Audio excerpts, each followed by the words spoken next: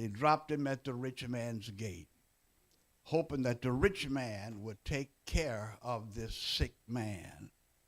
And you know, we have a lot of that today.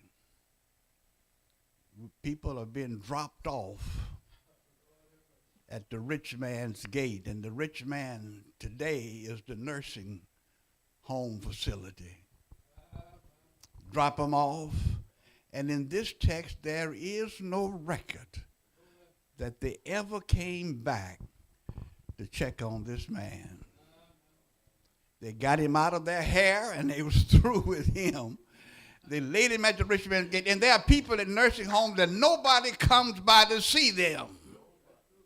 They've been dropped off at the rich man's gate. And then the crux of this story, I'm not going to be long today, is that a man died and went to hell with a saved man at his gate. I hope you're listening here.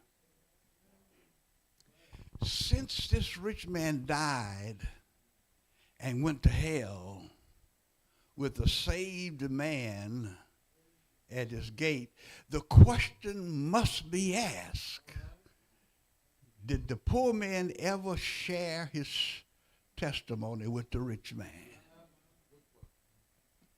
Did Lazarus ever tell the rich man that he had a soul to save and a God to glorify, a heaven to gain and a hell to shun? Did he witness to this rich man? My experience has been that when we go witnessing, we go to other folk that we feel are worse off than we are. We go to the projects. We go down under the bridge. We go down to folk that are down and out. Why don't we go down to the office building downtown? Why don't we go down by the banks and by the courthouse and witness to the folk who have money? Why don't we go out in South Tyler and witness? I was out one day doing some appraisal work in a subdivision in Longview called Bull Run. And the houses out there are nothing less than $300,000. This was some time ago. Up. And to my surprise, while I was working, a team of Jehovah's Witnesses showed up. And one of those witnesses was one of the top builders in Longview, who build million-dollar houses. They came to Bull Run to witness. We scared to go to Bull Run. Even though we claim our God can do everything and he can enable us to do whatever he assigns our hand to do, we don't go to Bull Run. We scared to go to Bull Run. Even though we claim our God can do everything and he can enable us to do whatever he assigns our hand to do, we don't go to Bull Run. We go down. When I am suffering, full of sores, poor, broke, and sick, how can I tell them how good God is when I'm in the condition that I am in? And I may think that's the reason why a lot of us don't witness a lot. We, to folk that are up and out, because we're ashamed.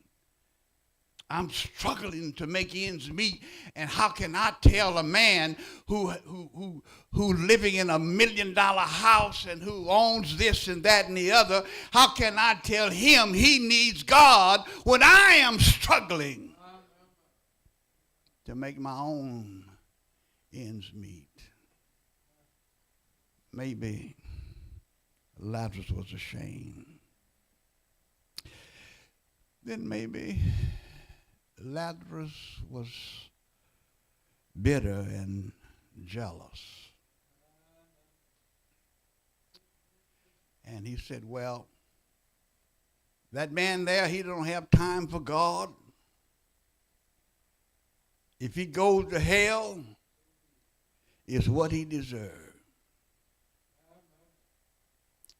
So why should I witness to him when he got all that he has and he doesn't pay God any attention? So maybe Lazarus was jealous. I know some of us know some rich people who are in position of power that some of y'all hope they go to hell.